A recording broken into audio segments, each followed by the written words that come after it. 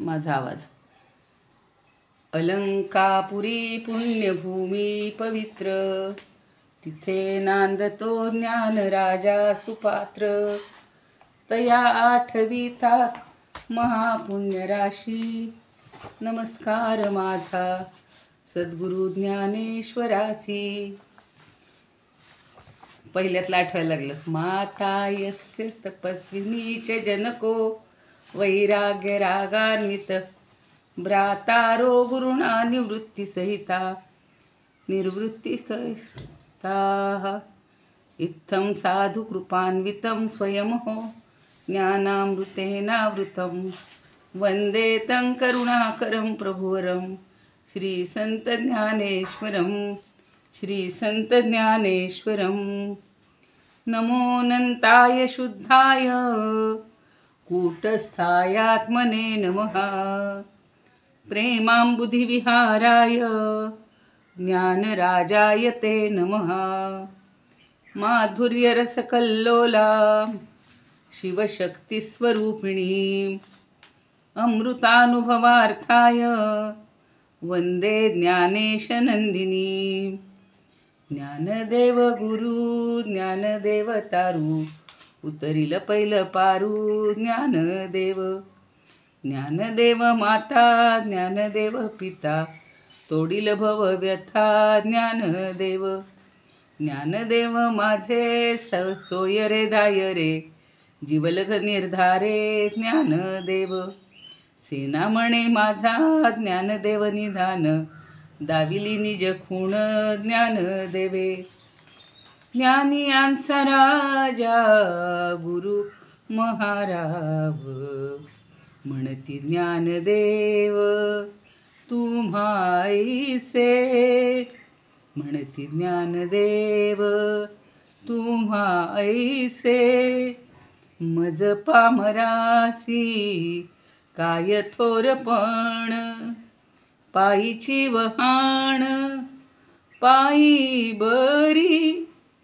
ब्रह्मादिक जेथे तुम्हा ओळंगणे, इतर तुलने काय पुढे. तुका म्हणे नेणू युक्तीची ह्या खोली, म्हणून ठेविली पायी डोई. म्हणून ठेविली पायी डोई. अलंकापुरी रम्य सिंहासनस्थं, पदाभोज तेज स्फुरद्दिक्प्रदेशं. विधिन्दादिदैव सदा स्तूयमानं, समाधिस्थमूर्तिं भजे ज्ञानदेवं. समाधिस्थमूर्तिं भजे ज्ञानदेवं. समाधिस्थमूर्तिं भजे ज्ञानदेवं. चक्रादिभिर्भावितांगं, चिदानन्दसौलक्षणाढ्यस्वरूपं. यमाद्यष्टभेदाङ्गयोगप्रवीणं, समाधिस्थमूर्तिं भजे ज्ञानदेवं. समाधिस्थमूर्तिं भजे ज्ञानदेवं. समाधिस्थमूर्तिं भजे ज्ञानदेवं. ज्ञानेशोऽनुभवामृतं व्यरचयच, ज्ञानेश्वरं पूजये. ज्ञानेशेन निरूपिता सुमधुरं, गीता नमो ज्ञानिने. ज्ञानेशात् परमार्थवित् सुचरितं, ज्ञानेश्वरस्याद्भुतं. ज्ञानेशे लघुजीविते गुणगणो, ज्ञानेश्वरत्वं कृती. ज्ञानेश्वरत्वं कृती. ज्ञानेश्वर महाराज की जय. पंढरीनाथ भगवान की जय. जय तू ज्ञानेश्वर, जय तू श्रीकृष्ण. संत शिरोमणी ज्ञानदेवांना, पंढरी रायाला, निवृत्तीनाथ गुरुनाथांना वंदन करून आपल्या सर्वांच्या हृदयस्थ परमात्म्याला वंदन करते. काल सुमिताताईंनी सांगितलं होतं की दांडेकरांबद्दल सांगा, पण त्यांच्याबद्दल मी एवढंच सांगेन की SP कॉलेजची त्यांची स्थापना केलेले ते होते. आणि मुख्य म्हणजे ज्ञानेश्वरीचं अतिशय सुंदर, ज्ञानेश्वरी काय किंवा अमृतानुभव काय, या सगळ्याचं इतकं सुंदर विवेचन, अर्थ, विवरण असं त्यांनी केलेलं आहे की आपल्यावर हे लोक जरी आता नसले तरी जसे ज्ञानदेवांची ज्ञानेश्वरी समजून घेण्यासाठी अनेक ग्रंथांचा आपल्याला आधार घ्यावा लागतो, तसा सोनोपंत दांडेकरांचा खूप मोठा सहभाग होता. आणि अशा विद्वान व्यक्तींबद्दल आपण अधिक काय बोलणार. त्यांचं चरित्र फारसं माझ्याही वाचनाला वेळ नाही मिळाला मला, आणि इथे आल्यामुळं थोड्याशा मर्यादा पडतात. पण ठीक आहे, त्यांनाही आपण वंदन करूया. त्यांच्यामुळं आपल्याला काही गोष्टी शिकायला मिळत आहेत. एक चांगलं कसं, गुरु चांगला कसा असावा हेही या लोकांकडून शिकायला मिळतं. आज आहे गुरुवार, गुरूंचा वार, आणि आपण गुरुस्तवनच शिकतो आहोत. त्यामुळं पुन्हा तो एकदा श्लोक म्हणूया. सगळ्यांनी खरं म्हणायला हरकत नाही आहे. ब्रह्मानंदं परमसुखदं केवलं ज्ञानमूर्तिं द्वंद्वातीतं त्रिगुणरहितं तत्त्वमस्यादिलक्ष्यम् एकं नित्यं विमलमचलं सर्वधी साक्षीभूतं भावातीतं त्रिगुणरहितं सद्गुरुं तन्नमामि. गुरुर्ब्रह्मा गुरुर्विष्णुः गुरुर्देवो महेश्वरः गुरुः साक्षात् परब्रह्म तस्मै श्री गुरवे नमः. सगळ्या गुरूंना वंदन करूया. फार चांगला असा विषय आत्ता चाललेला आहे. आणि गुरूंचं महत्त्व मी सांगितलं तसं समर्थांनी वेगळ्या क्षेत्रातले प्रत्येक ज्ञानाचे किंवा प्रत्येक क्षेत्राचे शाखेचे इतक्या कला आहेत, त्या सगळ्या कलांचे असे गुरु असतात. पण अडक्याचे गुरु असं त्यांना म्हटलेलं आहे. जे पैसा घेऊन विद्या देतात ना, ते खरे गुरु नाही आहेत. जे पैसा घेऊन कीर्तन करतात ते खरे कीर्तनकार नाही आहेत. असं एक त्यांचं तत्त्व आहे. आणि पूर्वीच्या काळी बघा, गुरु दक्षिणासुद्धा गुरु मागत नव्हते. तुम्हाला कौत्साची गोष्ट सांगेन. खरं त्या गुरुपौर्णिमे दिवशीच मला सांगायची होती.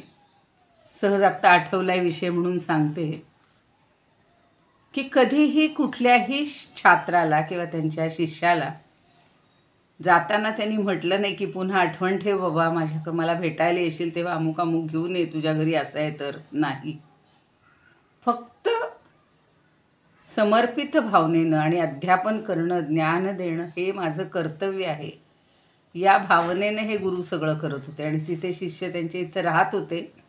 तर शिष्यही कसे राहायचे, आता श्रीकृष्ण सुदामासारखे, श्रीराम लक्ष्मण भरतासारखे असे शिष्य होते की ज्यांनी कधी आपली घरची श्रीमंती आहे, माझे आईवडील राजे आहेत, राण्या आहेत, आणि मी इथं कसा काय काम करू, हल्लीच्या मुलांना पण लाडून ठेवलेलं आहे.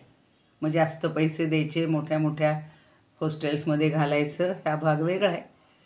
पण कितीही मोठा असला तरी तो शिष्यच आहे आणि त्याच्याकडून कधीही दक्षिणा घ्यायची नाही. पण कौत्स आणि वरतंतू ही एक जोडी आहे बघा. रामायणातली हे एक मोठी दोन व्यक्तिमत्व आहेत ज्याच्याकडून रघुराजाची महती वाढलेली आहे. तर तो कौत्स हा शिष्य असतो आणि वरतंतू ऋषी असतात. गुरूंकडे तो शिकत असतो. विद्याध्यान झाल्यानंतर निघताना तो तीनदा विचारतो गुरूंना, गुरुवर्य मी तुम्हाला काय दक्षिणा देऊ. ते दुर्लक्ष करतात. त्या नचिकेताला जसं वडिलांनी दुर्लक्ष केलं होतं, पण तो पुन्हा पुन्हा विचारायला लागल्यावर मग मी तुला यमाला देतो, तसं आता इथं त्यानं अनेक वेळा विचारलं, गुरुवर्य मला जायचं आहे, मी आता तुम्हाला काय दक्षिणा देऊ, मला इच्छा आहे तुम्हाला दक्षिणा द्यायची. वास्तविक त्याच्याकडं काही नसतं बरं का. जसं गुरूंकडे काही नाही तसं शिष्यसुद्धा काही असे पॉकेट मनी घेऊन येत नव्हते त्या काळात. आणि मग तो अनेकदा विचारतो म्हणून गुरूंना थोडंसं वाईट वाटतं किंवा कदाचित किंचित क्रोध. आता गुरून ते क्रोधरहितच असायचे. तर ते म्हणतात मला 14 कोटी मोहरा दे आणून. किती? 14 कोटी सुवर्ण मोहरा आणून दे. आता त्याला प्रश्न पडला, मी कुठून आणून देणार? पण पूर्वीच्या काळी राजे लोक हे अशा शिष्यांना किंवा गृहस्थ जे असायचे तुमच्या आमच्यासारखे, ते अशा शिष्यांना मदत करायचे आणि मग त्यांच्याकडून ते नेऊन द्यायचं. म्हणून तो राजाकडे येतो, रघुराजाकडं.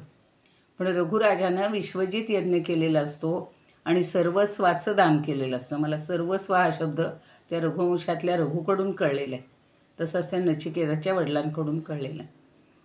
आणि त्याच्याकडं काही नाही, म्हणजे तो अक्षरशः मातीच्या भांड्यातून त्याची पूजा करण्यासाठी पाणी आणि सगळी द्रव्य आणतो.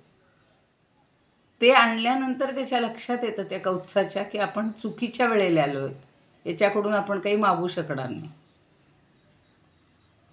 म्हणून तो म्हणतो नमस्कार, ते त्याला नमस्कार करतात, त्याची पूजन म्हणून नाही म्हणे माझी काही पूजा वगैरे करू नका, मी वेगळ्या म्हणजे मी आलो होतो पण मी आता जातो. तर म्हणे तू कशासाठी आला होतास? आता असं आहे की विचारल्यानंतर त्यालाही सांगणं भाग पडलं. खरं म्हणजे मी सांगणार नाही म्हणे, मी चुकीच्या वेळेला आलो आहे, कारण आता त्यांच्याकडे धनसंपत्ती काहीच नाही. मग आता याच्याकडून कशा 14 कोटी मोहरा मागायचे? तेव्हा तो कौत्स म्हणतो मी निघतो. नाही म्हणतो थांब, आजची रात्र तू थांब. काय हवे तर माझ्या गुरूंना गुरुदक्षिणा देण्यासाठी 14 कोटी मोहरा पाहिजेत. असं म्हटल्यानंतर तो त्या ठिकाणी थांबतो. आता त्यांनी सांगितलं की आजची रात्र राहा. तर रघुचा पराक्रम इतका होता, ज्या रघुनं इंद्राबरोबर युद्ध करून वडिलांचा जो राजस्वी अश्वमेध यज्ञ 100वा यशस्वी केलेला होता. इंद्राबरोबर छोटासा होता रघु, त्यावेळेला लहान होता. तर आता त्या रघुची एवढी कीर्ती पसरलेली असते आणि तो एवढा पराक्रमी असतो की तो रात्री ठरवतो आता आपण कुबेरावर हे करायची, स्वारी करायची आणि कुबेराकडून धन घेऊन येऊन याला द्यायचं, कारण हा कुठून आणणार? आता राजाचं कर्तव्य असतं, राजा कुठेही स्वारी करू शकतो.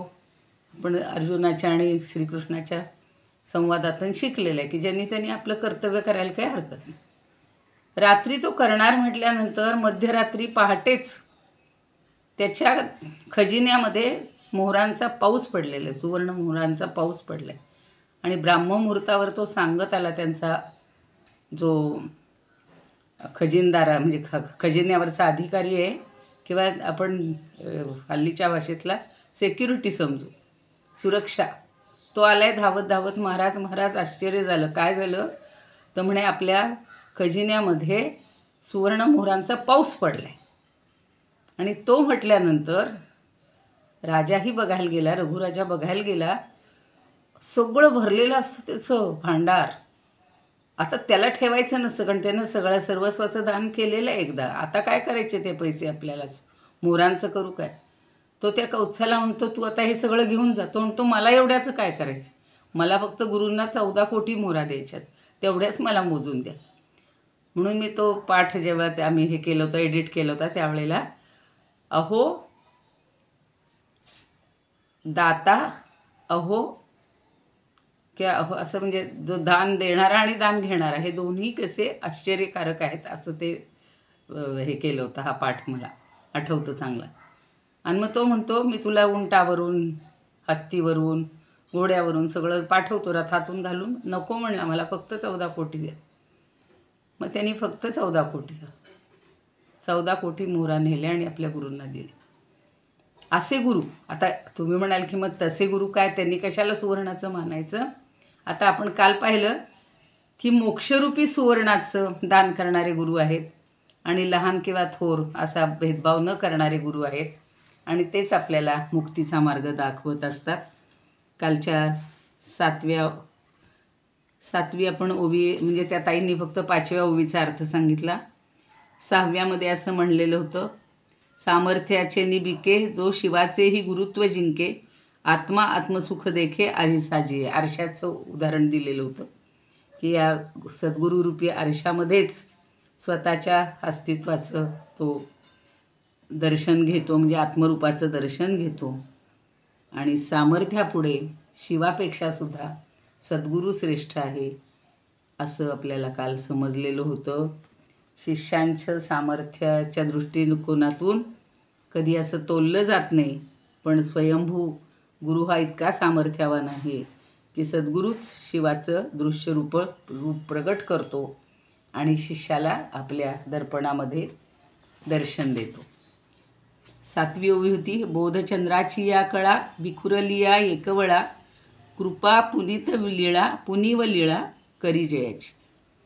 तर बोधचंद्र म्हणजे ज्ञानरूपी चंद्र, त्याच्या कळा सगळ्या या ठिकाणी निर्माण होतात आणि पुनवेचं म्हणजेच पौर्णिमेचं जे काही सगळं काय म्हणू आपण सामर्थ्य आहे किंवा वैभव आहे हे त्या सद्गुरूंच्या कृपेच्या पौर्णिमेनं एकवटलं जातं. आणि हा ज्ञाता ज्ञेय ज्ञान ही त्रिपुटी तर संपते, पण शिष्याला मात्र सगळं हे ज्ञान मिळत राहतं. अशी तो जगाव म्हणजे सगळ्यावर पखरण करतो. आणि म्हणून ती खऱ्या अर्थानं सद्गुरू कृपेच्या पौर्णिमेनं हे सगळं ज्ञात्यापाशी हे ज्ञान उजळून निघतं, एकवटलं जातं. आणि म्हणून ती खरी गुरुपौर्णिमा आहे किंवा तीच शांतचित्त ज्ञानपौर्णिमा आहे असं छान वामनराव देशपांडेंनी म्हटलेलं आहे. आता 8वी ओवी आपल्याला घ्यायची आहे. जो भेटलियाची सवे, जो भेटलियाची सवे पुरती उपायांचे धावे, पुरती उपायांचे धावे प्रवृत्ती गंगा स्थिरावे सागरी जिये, प्रवृत्ती गंगा स्थिरावे सागरी जिये. जो भेटलियाची सवे, आपण म्हणतो ना एखादा भेटला त्याच्याबरोबर, अगदी तसं त्यांनी छान रचना केलेली आहे की भेटलियाची सवे म्हणजे भेटता क्षणीच एखादी व्यक्ती समोर आली की आपल्याला केवढा आनंद होतो. सगळं व्यक्त बोलवून वगैरे करायच्या अगोदर फक्त कडकडून मिठी मारली जाते आणि केवढा आनंद झालेला आहे तो त्या याच्यामध्येच एका भेटीमध्येच कळतो. तसं जो भेटता क्षणीच सवे म्हणजे बरोबर भेटल्या भेटल्या पुरती उपायांचे धावे. किती छान सांगितले. पहिल्या ओवीत होतं बघा उपाय शब्द आला होता आणि तेव्हा तुम्ही म्हणलात हे काही समजत नाही. तर उपाय म्हणजे सगळे जे आपल्याला ज्ञान मिळवण्यासाठी जी जी साधनं वापरायची त्याला उपाय शब्द वापरला होता. तर पुरती म्हणजे पूर्ण होतात. उपायांचे धावे, त्या साधनांमुळं आपले जे धाव आहे, पळणं आहे, धावपळ आहे ती सगळी थांबते. आणि जया पुढं म्हटलेलं आहे त्यांनी, प्रवृत्ती गंगा स्थिरावे. प्रवृत्तीरूपी गंगा जी आहे ती आता तिथे स्थिर राहते. प्रवृत्ती म्हणजे आपल्याला हे करायचे, ते करायचे, ते करायचे. आजच्या दिवसभराचं सगळं शेड्यूल ठरलेलं असतं, एका दिवसाचं ठरलेलं असतं, आयुष्याचं ठरलेलं असतं. मला हे करायचं आहे, मला ते करायचं आहे, ज्ञान मिळवायचे, क्लास करायचे, कुठं कोणाला संगीत शिकायचं असेल, कोणाला नृत्य शिकायचं असेल, कोणाला नाट्य शिकायचं असेल. आता आपली सध्याची धाव आहे अमृतानुभव शिकायचे, दासबोध शिकायचं आहे. ही एक प्रकारची प्रवृत्तीच आहे, पण ही आत्मज्ञानासाठी प्रवृत्ती आहे. पण एरवी व्यवहारामध्ये ज्या ज्या गोष्टी मिळवण्यासाठी आपली जी धडपड आहे ना त्याला प्रवृत्ती हा शब्द वापरला. म्हणून त्यांनी म्हणले आणि तिला गंगेची उपमा दिली. प्रवृत्तीरूपी गंगा ही स्थिरावे म्हणजे आता स्थिर होते, म्हणजेच एक जागी थांबते. जो भेटता क्षणीच किंवा भेटल्या भेटल्याच सगळ्या उपायांचे सुद्धा किंवा सगळे उपायसुद्धा थांबतात. म्हणजे उपाय करणं थांबतं आणि ही प्रवृत्तीची गंगासुद्धा स्थिर होते. कशी? सागरी जिये. आता व्यवहारातलं उदाहरण पाहिजे की खरी जी गंगा आहे ती समुद्राला मिळाली की जशी जिये म्हणजे ज्याप्रमाणे. तर समुद्रातली आपली व्यवहारातली गंगा म्हणजे आपली हिमालयातून येणारी गंगा जेव्हा समुद्राला मध्ये मिसळते त्यावेळेला ती शांत होते, पुन्हा काही ती माघारी येत नाही, हालचाल करत नाही, काही नाही. तसं ही भेटल्यानंतर म्हणजे आपल्याला सद्गुरू भेटल्यानंतर आपल्या ज्या ह्या करायच्या ज्या सगळ्या प्रवृत्ती आहेत तर त्या आता थांबतात. म्हणजे गुरु भेटणंच बाकी असतं. तोपर्यंत आपली सगळी धडपड आटापिटा सगळा चालू असतो. आणि हे कुणाबद्दल सांगतायत? तुम्ही आम्ही साधक किंवा मुमुक्षू. साधक ही पुढची स्टेप आहे. मुमुक्षू म्हणजे आधी मोक्षाची इच्छा असणारा, तर तो काय करतो? आत्मप्राप्तीसाठी किंवा आत्मप्राप्तीसाठी जी सगळी साधनं जे उपाय आहेत त्याच्या मार्गाने धावतो. कुणी म्हणतं नामजप करा, नामजप करायला घेतो. आता आजच आम्ही सज्जनगडावर गेलो होतो. तर प्रत्येकाची वेगळी साधनं असते. कुणी माळ घेऊन बसतील, कुणी फक्त डोळे मिटून बसतील, कुणी फक्त त्या समाधीकडे पाहत राहतील, तिथे जी स्तोत्र चालली ती म्हणत राहतील, कोणी 3 दिवस थांबून एखादं पारायण करतील. हे सगळे उपाय आहेत. आता गंमत अशी आहे की ही जी सगळी उपायांच्या मार्गाने जी आपली धाव चालू आहे ती कधी थांबते? श्री गुरु भेटल्या भेटल्या थांबते. श्री गुरूंची भेट झाल्या झाल्या थांबते.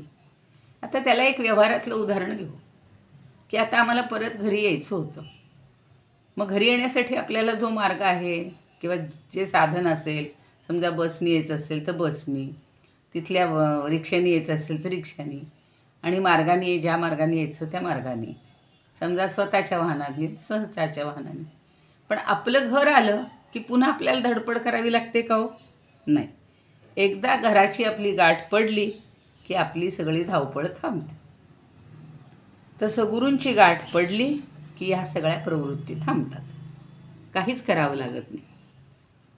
आणि मग सच्चिदानंद परब्रह्म हेच सद्गुरूचं रूप आहे. त्यामुळं सद्गुरू भेटले की परब्रह्म भेटल्यासारखंच आहे, भेटलंच. मग सगळे उपायांचे कष्ट किंवा उपायांची धाव म्हणजेच मुमुक्षू जो आहे त्याची धाव किंवा त्याचं परमस्थान म्हणजे सद्गुरू म्हणजेच परमात्मा. आणि तोच प्राप्त झाला की आता त्याला कुठलीही कृती करावी लागत. समजा आता हल्ली आपण सगळं घरात करतो म्हणून हे आणा ते आणा ते आणा भाजी आणा. कालच कोणीतरी सांगितलं की आज नुसतं साहित्य आणलं, पण आणलं तरी त्या बाईला सगळं भाजी निवडणं, ती स्वच्छ करणं, सगळं चिरणं, सगळं करून मग ती भाजी बनते. गहू आणले तरी दळून आणावे लागतात पोळी करण्यासाठी सगळे. ही आटापिटा कधी. पण समजा एखाद्यानं रोज तुम्हाला आयता डबा आणून दिला, सगळे आटापिटा संपेल की नाही? डबा तुम्हाला अगदी मैत्रीण असेल, कोणी असेल, रोज तुम्हाला देते बाबा डबा, तर सगळा डबा आला की संपलं. हे आपलं व्यवहारातलं उदाहरण आहे. हे आता प्रवृत्तीचं उदाहरण आहे. ते नको आहे मला सांगायला खरं, पण आपल्याला पटण्यासाठी सांगायचं. पण जो मुमुक्षू आहे त्याला फक्त आत्मज्ञानाची ओढ आहे, परमात्म्याची ओढ आहे. आणि तो गुरुच भेटला की त्याला परमात्मा भेटला. कारण आपण नेहमी गाणं म्हणतो, गुरु परमात्मा परेशू. मला ती ओळ फार डोक्यात बसली. मग आता उगमापासून उगमाच्या ठिकाणी प्रत्येक नदी केवढीशी असते हो? तिचं अगदी छोटीशी धार असते. आणि मग ती हळूहळू पुढे पुढे पुढे पुढे लगबगीनं धावत धावत येते आणि समुद्राची गाठ पडेल त्यावेळेला तिची सगळी धाव थांबून जाते. ती सागराशी समरस होते आणि स्थिर होते. आता ती सांगत नाही काही मला परत एकदा जरा जाऊन आलं पाहिजे माझ्या मूळ स्थानावर, किंवा माझी बहीण आहे त्या बहिणीला भेटून आलं पाहिजे, काही नाही. हे आपल्या इथं असतं सगळं व्यवहार. तर काय म्हणू आपण, जीवात्मा हीच त्याची सरिता आहे. जीवात्मा हीच सरिता आहे, हीच नदी आहे. आणि श्रवण मनन निदिध्यासन जप जाप्य होम हवन जे काय असेल ते सगळे उपाय आहेत. आणि त्या उपायाच्या ओघानं वाहत जाणाऱ्या या जीवरूपी सरितेची ब्रह्मरूप सद्गुरूच्या समुद्राशी गाठ पडते. बघा, आता समजून घ्यायचं. सरिता कोण आहे? तर हे सगळे उपाय. आणि सागर कोण आहे? तर सद्गुरू किंवा परमात्मा. एवढ्या 2 गोष्टी लक्षात ठेव की सगळी आपली धावपळ संपून जाते. मग ही जीवरूपी सरिता या सागरामध्ये आली की एकदम स्थिरावते. म्हणून साखरे महाराज म्हणतात की जे श्री गुरु महाराज भेटता क्षणीच उपायांची धाव संपते. साधनरूपी जी गंगा ती ज्या श्री गुरुरूप सागरामध्ये स्थिरावते ती आपल्याला स्थिर जशी होते तसा हा मुमुक्षुसुद्धा स्थिर होतो.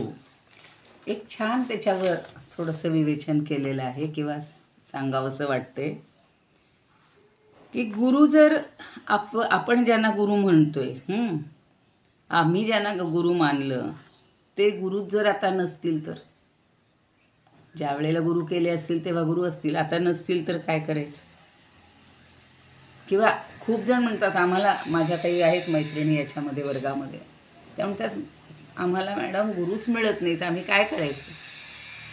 पण गुरु म्हणजे काही आत्ता साक्षातच पाहिजेत असं नाही. हे त्यांचं सगळं जे वाङ्मय आहे हे गुरुरूपातच आहे ना. त्यामुळं त्या वाङ्मयाचा अभ्यास करून सुद्धा आपल्याला होतं. त्यांची प्रतिमा असते, त्यांची मूर्ती असते. आता शंकराचार्य होऊन गेले, ज्ञानेश्वर होऊन गेले, मग त्यांची भेट ही आपल्याला तशी दुर्मिळ असली तरीसुद्धा त्यांनी जे ज्ञान दिलेलं आहे त्याच्या रूपात ते आपल्याला भेटत असतं. आणि मग एकदा आपल्याला त्यांनी सांगितलेल्या गतीनं किंवा त्यांनी सांगितलेल्या मार्गानं आपण तिथं पोहोचलो की आपल्याला परब्रह्माचं ज्ञान होणार किंवा आपण परब्रह्मरूप होऊन जाणार. आता वास्तविक म्हणजे सगुण रूपात त्यांची भेट नाही झाली किंवा कधी कधी समजा केलेले जे गुरु आहेत ते शरीराची त्यांच्या गाठ पडली, पण उपायांची जर धाव सरली नाही तर गुरु भेटलेत, पण आपण काय म्हणू, अहो थांबा थांबा, माझा आजचा जप राहिला आहे, थांबा मला अमुक अमुक पूजा करायची राहिली. म्हणजे गुरु भेटले तरी आपली पात्रता आहे का तशी? नाही. मग गुरूंच्या प्रभावामुळं आपल्याला लक्षात येतं की ही बाकीची धावपळ आहे, हे सगळे उपाय आहेत, हे मी आता करायची गरज नाही. एक भागवतामध्ये अशी कथा आहे बरं का, की कोणी एक कधीतरी नारद मुनी हे वसुदेवाच्या घरी गेले. आता ही समजून घेण्याची गोष्ट आहे आणि अगदी पटण्याजोगी गोष्ट आहे. आता त्यांचं पूजन केलं वसुदेवांनी आणि नारदांना प्रश्न विचारला की भगवत दर्शनाचा उपाय सांगा, तुम्हाला तर भगवत दर्शन रोज होते, भगवत दर्शन कसं होईल हो? वसुदेव नारदांना विचारतात. नारद म्हणतात, अहो भगवान तर तुमच्या घरीच आहेत ना, आता पुत्ररूपांनीच आलेले आहेत, त्यांचं दर्शन घ्या म्हणजे झालं. मग ते म्हणतात, वसुदेव म्हणतात, आम्हाला भगवत दर्शनाचा आनंद का घेता येत नाही? आनंद का बरं होत नाही? आहे माझ्या घरी, साक्षात परमात्मा माझ्या घरीच आहे, भगवंत माझ्या घरीच आहे. तेव्हा ज्ञानदेव आपले हे नारद सांगतात, त्याचं कारण असं आहे की तो तुमचा मुलगा आहे आणि ही अपत्य बुद्धी तुम्हाला वेगळं करते. म्हणजे भगवत बुद्धीमुळं तुम्हाला त्यांचं दर्शन होत नाही, पण अपत्य बुद्धीनं त्यांचं दर्शन होते आणि म्हणून तुम्हाला भगवत भेटल्याचा आनंद मिळत नाही. तसं आपल्याला गुरुची नित्य भेट जरी झाली तरी ती भेट घेणाऱ्याच्या बुद्धीत जर दोष असेल, तो त्या गुरूंपेक्षा बाकीच्या साधनांनाच महत्त्व देत असेल तर कधी होईल का हो? नाही होणार. आता एखादी आई आहे, आता आईवर सुद्धा जो मातृ म्हणून, माता किंवा हाच गुरु आहे असं म्हणून जर प्रेम केलं, आईची सगळी सेवा, पुंडलिक त्याचं उदाहरण छान आहे, श्रावणबाळ त्याचं उत्तम उदाहरण आहे, माता पित्यांची सेवा करणार, मग त्याला सगळं पुण्य मिळालं ना. अहो त्या पुंडलिकाने तर विठ्ठलाला काय म्हणलं,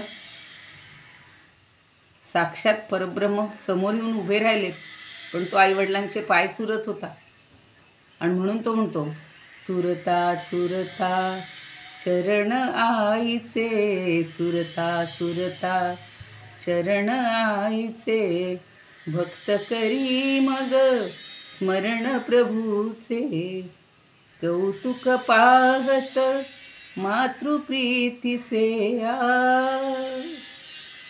फेकली विटहरी साठी, थांबला देव वाळवंटी, थांबला देव वाळवंटी.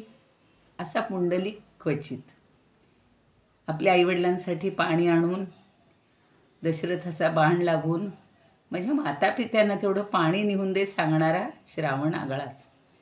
आताच्या काळात अशी तुलना करायची नाही, पण आईवडिलांवर प्रेम करणारी किंवा आईवडिलांसाठी जीवन आपलं सर्वस्व हे करणारी अशी जी दोषयुक्त मुलं आहेत, सगळे नाहीत, तर त्यांना ही काही मुक्ती मिळणार नाही. त्यांना नरकप्राप्तीच होणार. किती आता बघा त्या गुरुचरित्रामध्ये नरक कुणाला मिळतो किंवा कुणाला मुक्ती मिळत नाही, कुणाला दोष जातात, कुणाला पापं लागतात, एक अध्याय पूर्ण सांगितलेला आहे गुरु दत्तात्रेयांनी. म्हणजे गुरूंबद्दल जर सांगायचं झालं ना, तर तो गुरुचरित्र हा एक ग्रंथसुद्धा आपल्याला पुरेसा आहे. ज्ञानदेवांनी तर आपल्याला एवढ्या 70-75 ओव्यामध्ये छान सगळं सांगितलेलं आहे. मग गुरु म्हणजे परमात्मा आहे, तसं माता पिता यांना सुद्धा गुरु मानलं पाहिजे. आणि ते भेटल्यानंतर आपल्याला दुसऱ्या कोणाचीही आठवण येता कामा नये. गुरु भेटले की आपले सगळे उपाय थांबले पाहिजेत. जसं वैद्याकडे जातो आपण, डॉक्टरकडे. हल्ली डॉक्टर तर खूप झालेत. मग तो वैद्य काय करत असतो? पहिले नाडी तपासतो वैद्य जो आहे तो, आणि नाडी ज्ञान करून तुझा कुठला दोष वाढलेला आहे तो कमी करणं किंवा कमी झाला आहे ते वाढवणं, हे सगळं तो करत असतो. मग आपल्याला दुसऱ्या वैद्याकडे जायची गरज पडत नाही. तसं एक सूर्याचं उदाहरण दिलं आहे. आपण सूर्य तर खूप वेळेला पाहिलेलं आहे की काय होतं, रात्रीचा ग्रास सूर्यानं केला म्हणजे काय केला, म्हणजे ती रात्र जणू काही त्यानं गिळून टाकली, म्हणजे तिचाच आहार केला. पण सूर्याच्या दृष्टीनं अंधार नाहीच आहे, त्यामुळं अंधार मुळीच नसतो सूर्याच्या समोर. तसं परमात्म्याच्या ठिकाणी गुरुत्व बुद्धी ही अज्ञानावस्थेमध्ये आहे. आपल्याला अज्ञानामुळं परमात्मा दिसत नाही. त्यांनी अजून एक छान उदाहरण दिलेलं आहे की उंदीर काय करतो, हो, मांजराच्या गळ्यात घंटा बांधायला जातो आणि मांजर काय करतो, त्याचाच घास करून टाकतो. म्हणजे तो मूषक रूपानं उरतच नाही. आता खरं मला ते उदाहरण एवढं नाही पसंत पडलं, पण तरीसुद्धा एखाद्याला अशी कायमची मुक्ती देणारा असा असतोच शत्रूसुद्धा. पण गुरूंना मात्र वेद्य म्हणजे जाणव करून देणारा किंवा ज्ञान करून देणारा असं आहे. आणि वेदक म्हणजे शिष्य. हा जर पुढं गेला की पुन्हा गुरुच आपलं शिष्यच श्रेष्ठ ठरतो आणि तो पुन्हा वेदकपणानं राहत नाही, तोही एक गुरु बनतो. परवा पाहिलं होतं की परीस हा काय करत असतो, लोखंडाला स्पर्श झाला की सोनं करतो. पण जे सोनं झाले त्याचा स्पर्श झाल्यावर पुन्हा काही सोनं होत नाही कशा. पण गुरु मात्र काय करत असतो, आपल्यासारखे असंख्य शिष्य तयार करतो आणि ते पुन्हा गुरु बनून अनेकांचं अज्ञान दूर करत असतात. असा हा छान काय म्हणू आपण, ही ओवी अशी छान होती, खूप सोपी आहे. त्याच्यावरच आपल्याला आता गिरवाण अनुभव किंवा गिरवाण अमृतानुभवमध्ये म्हटलंय, समाप्तम स्यादुपायानां धावनम यस्य दर्शनात. समाप्तम स्यात् उपायानां, जे सांगितले मराठीत तेच, की सगळ्या उपायांची समाप्ती होते कधी, आणि धावन त्याच्यासाठी धावणं. यस्य दर्शनात, ज्याच्या दर्शनामुळं, ज्याची भेट झाल्यामुळं हे सगळे उपाय थांबतात. प्रवृत्तिलक्षणा गंगा स्थिरा स्याद्यत्र सागरे. आणि प्रवृत्तीरूप अशी जी गंगा आहे ती स्थिर होते कधी, जेव्हा सागराला मिळते तेव्हा. तशी या शिष्याची सुद्धा प्रवृत्ती आहे ज्ञान मिळवण्याची किंवा मुमुक्षू. शिष्य म्हणजे मुमुक्षू म्हटलं इथे, अर्थात तो शिष्यच आहे की त्याला असं वाटतं. आत्ताच बघा त्या दासबोधाच्या विवरणामध्ये 4 युगांची माहिती त्या ताईंनी सांगितली, मीरा म्हणून होत्या. आणि आपल्याला माहिती आहे की समर्थांचं सुद्धा अफाट ज्ञान आहे. 4 युगांची सगळी वैशिष्ट्य सांगितली. तर आता कलियुगाचं वैशिष्ट्य काय आहे, 75% पाप आहे आणि 25%च पुण्य आहे. आम्ही बघा जेवढे करतो तेवढेच पुण्यवान आहेत असं म्हणायला पाहिजे, आणि तेवढंच पुण्य या पृथ्वी तलावर राहणार आहे. त्यामुळे सगळे वाईट वागणार, सगळं हे करणार, हे आता कलियुगाचं महत्त्वच. पण काही अपवाद आहेत ना, त्या परीक्षित राजाला कलीनं सगळे बाइंडिंग करून घेतलं. मग ते सांगतात की अमक्या अमक्या ठिकाणी मी राहणार नाही, जिथं सदाचरण आहे, जिथं पूजन भजन पूजन आहे, जिथं स्त्रिया तुळशीची पूजा करत असतील, जिथं आईवडिलांची सेवा केली जाईल, भावंडांना प्रेमाने राहतील, असं ज्याच्या घरात सगळं चांगलं चालतं तिथं मी काही राहणार नाही. पण जे दुष्टपणानं वागतील, लोभीपणानं वागतील, दुसऱ्याचं हिसकावून घेतील, व्यसनं करतील, जुगार करतील, तिथं मात्र मी राहणार. असा हा कलियुगाचा महिमा. म्हणून आपल्याला आत्ता गुरुची जास्त गरज आहे. कारण सत्ययुगात काय 100% सगळं 50% सगळं चांगलं होतं, 100% सत्य होतं. मग हळूहळू 25% कमी कमी होत आलं. द्वापर युगात, नंतर कृतयुग, द्वापर आणि सगळी जी युगं आहेत प्रत्येक युगात 25% तर ऱ्हास होत आला. म्हणून बघा धर्म एकाच पायावर आता उभा आहे. धर्मरूप गोमाता जी येते ती सांगते की मी सगळीकडं आता दुःखानं गांजलेली आहे सगळी पृथ्वी. गो म्हणजे पृथ्वी, ती गोरूपात येते आणि सांगते भगवंताला की याच्यातून सगळ्यांचा उद्धार कर. म्हणून मग परित्राणाय साधूनाम वगैरे जे आपण शिकतो. बरं ते ठीक आहे. तर अशी ही गिरवाण ओवी सांगितली. पुन्हा एकदा वाचून दाखवते. समाप्तम स्यादुपायानाम धावनम यस्य दर्शनात प्रवृत्तिलक्षणा गंगा स्थिरा स्याद यत्र सागरे. तसं स्वरूपानंद काय म्हणतात, भागीरथी लागी भेटता सागर. हे तर सोपं लक्षात ठेवायला हरकत नाही. भागीरथी लागी भेटता सागर तया ठाई स्थिर होई जैसी. व्यवहारातलं उदाहरण त्यांनी सांगितलं. मग ती गंगा म्हणजे कुठली प्रवृत्तीरूप गंगा वगैरे लक्षात ठेवा नका ठेवू. जशी समुद्रामध्ये गंगा स्थिर होते, तया ठाई स्थिर होय जैसी. तैसा भेटताच सद्गुरु दातार. तैसा भेटताच सद्गुरु दातार. संपत्ती व्यापार साधनांचे. संपत्ती व्यापार साधनांचे म्हणजे संपत्ती व्यापार सगळे जे साधनं आहेत यांचे सगळे व्यापार थांबतात कधी, गुरु भेटला की. हळूहळू बघा माणसं म्हणतात काय करायचे पैसा आता मिळून.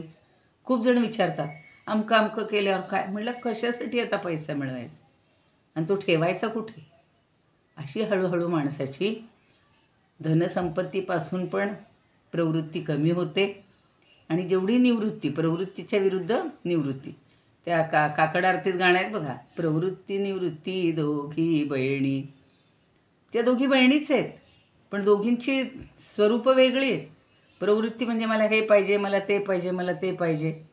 आणि निवृत्ती म्हणजे मला काही नको, मला सगळं मिळाले त्यात मी समाधानी आहे.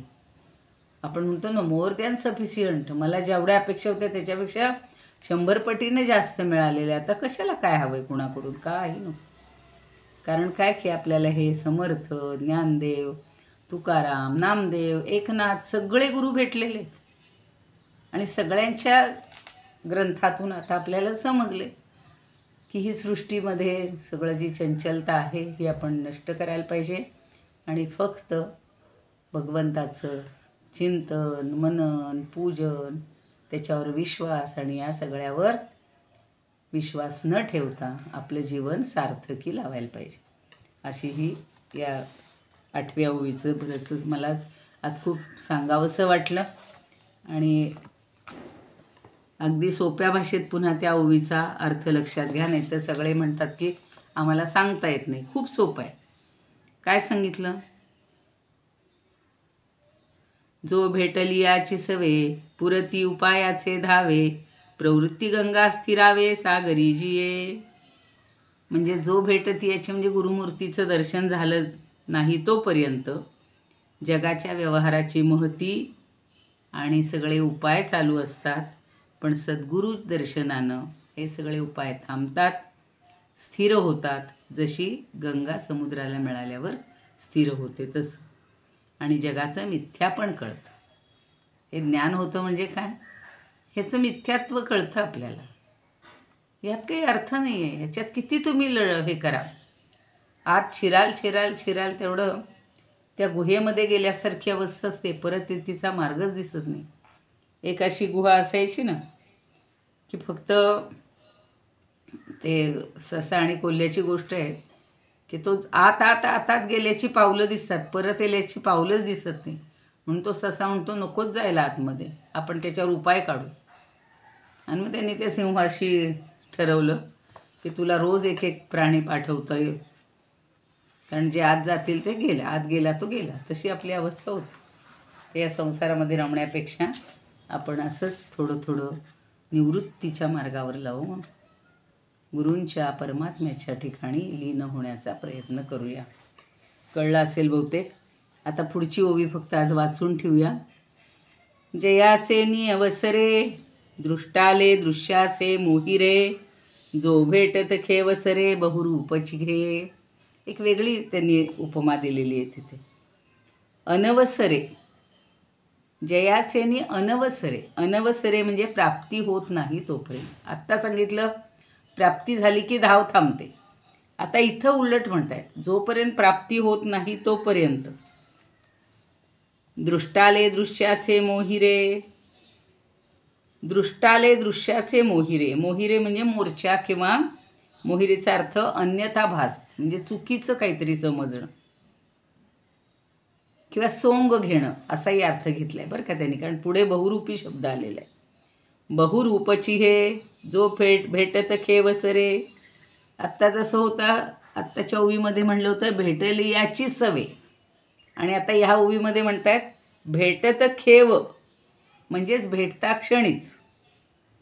हे बहुरूपची सरे. सरे शब्द पुढे घ्यायचा आहे. हे जे बहुरूपाचं रूप हे आहे, नामरूपात्मक जे जग आहे हे नाहीसं होतं. पण आपल्याला बहुरूपी हा शब्द माहिती आहे. एकदा मी अशीच घरामध्ये होते आणि त्यावेळेला एवढं ते बहुरूप्यांचं एवढं माहिती नव्हतं. एक जण आला ना पोलिसचा वगैरे, तो बिल्ला लावून आला आणि म्हणे जरा तुमच्या घराची पाहणी करायची आणि हे करायचं आणि ते करायचं. तर म्हणलं काय काय कर. नाही म्हणे तुमच्या घरात बघायचं आहे आम्हाला काय आणि काही. नाहीतर म्हणे द्या मला 1000 रुपये द्या, नाही तर 2000 द्या, त्याशिवाय मी जाणार नाही. तुमचं सर्टिफिकेट द्यायला पाहिजे काही. म्हणजे असं रूप त्यानं इतकं छान वटवलं होतं. आणि तेवढ्यात हे आले, हे घरात आले आणि ते म्हणाले हा तर माझा म्हणजे गाईचे डॉक्टर असल्यामुळं त्यांचा तो पेशंट म्हणण्यापेक्षा किंवा त्याचे मालक. हा तर अरे म्हणे काय करतोस. काही नाही म्हणे मी बहुरूपी होऊन आले. पण इतकं वठवतात ना, तसं बहुरूपी जसा आपलं हे रूप बदलून येत असतो. आणि मग बहुरूपाच्या ठिकाणी समजा त्यांनी शिवशक्तीचं रूप घेतलं, अर्धनारी नटेश्वरचं रूप घेतलं, तर काय होईल हो. अर्धा भाग शिवाचा, अर्धा भाग पार्वतीचा हा त्याच्या रूपामध्ये दिसायला लागेल. पण जेव्हा कळेल की हा बहुरूपी आहे तेव्हा ते सगळं खोटं ठरेल. आता इथं त्यांनी तसं सांगितलेलं आहे की जयाचे नि अनवसरे दृष्टाले दृश्याचे मोहिरे. मोहिरे म्हणजे ते सोंग. जो भेटत खेवसरे बहुरूपची. आणि तो भेटता क्षणीच. हे बहुरूपत्व आहे किंवा दुसऱ्या जगाच्या दृष्टीनं विचार केला तर हे नामरूपात्मक जग आहे, हे नाहीसं होतं. आत्ता आपण जगामध्ये रमलो आहे, पण त्या जगाच्याच ठिकाणी आपल्याला परमात्मा दिसायला लागतो. आणि मग आपलं सगळं हे जे रूप आहे हे संपून जातं. जगाचं जे अस्तित्व आहे ते आपलं संपून जातं, असं पुढच्या ओवीमध्ये सांगितलेलं आहे. उद्याला बघा, आज 5व्या ओवीचं रेखाताईंनी छान सांगितलं होतं 6, 7, 8.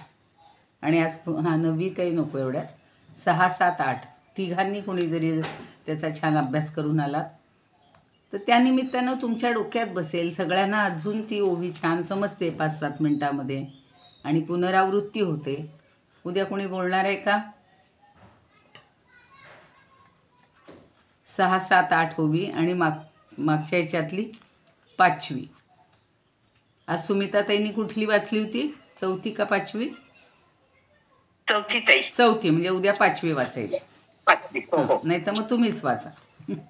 मी उर्मिला कुलकर्णी. हां बोला. हां उर्मिला ताई. हां 5वी ओवीचं मी उद्या सांगेन. चालेल. म्हणजे पहिल्यातलं नाही, दुसऱ्यातलं. बरं ठीक आहे. 5वी चालेल. पण 5वी झाली. तुम्ही आज उशिरा आल्या का? तुम्ही बोलणार होत्या ना?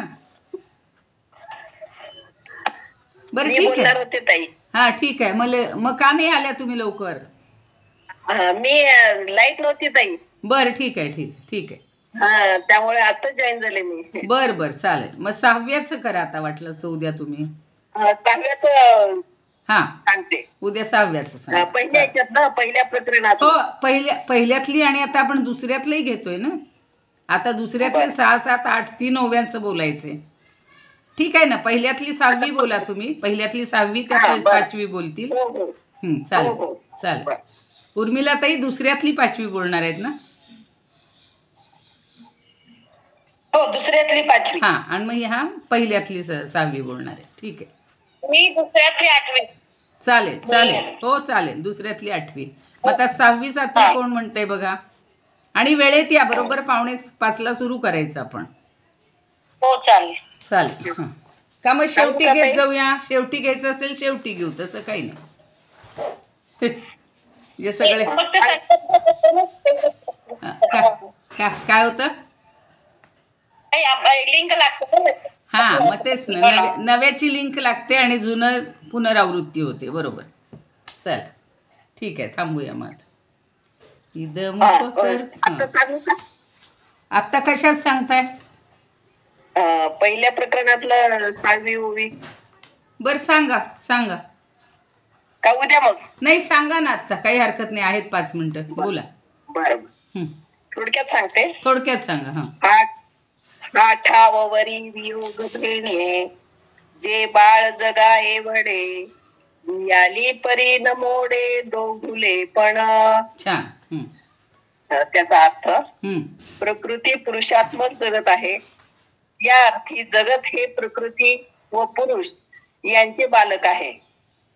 ते तिसरे काही एक मध्ये आले म्हणून या पती पत्नींच्या प्रेमात काही वैगुण्य आले का?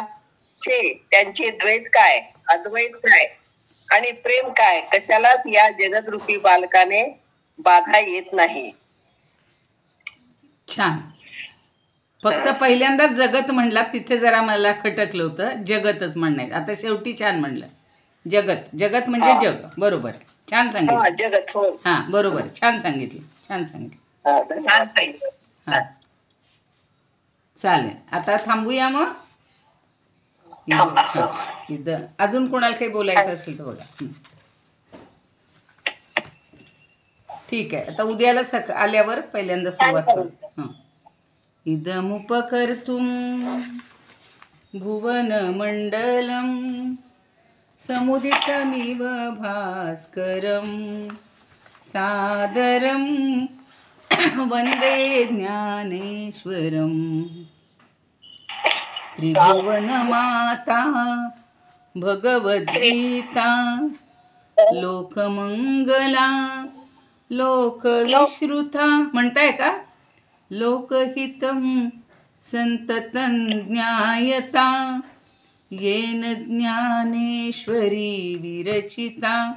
श्रुत्वा प्राकृतगिरं सादरं वन्दे ज्ञानेश्वरं सादरं वन्दे ज्ञानेश्वरं.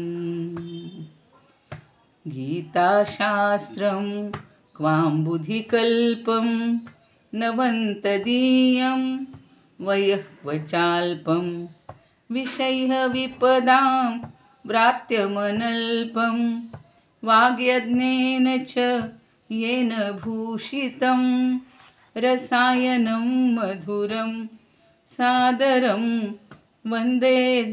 पुढच्यातलं आलं. सरस्वती मंदिरं सादरं वन्दे ज्ञानेश्वरं सादरं वन्दे ज्ञानेश्वरं.